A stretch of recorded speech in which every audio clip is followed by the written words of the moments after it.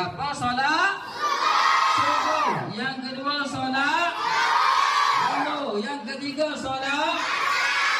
Yang keempat solat. Yang kelima solat.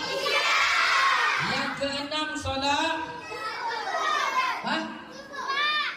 Jumaat. Bagus dia. Jumaat. Wajib Jumaat. Jumaat. Okey, yang ketujuh solat Isyak orang dah ni.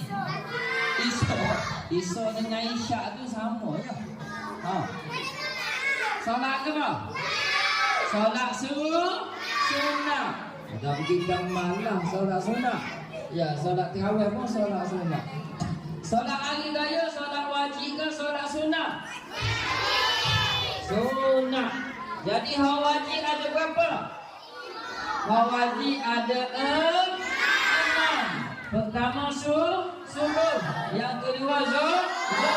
Yang ketiga asar. Yang keempat maghrib. Yang kelima isyak. Yang keenam Jumaat.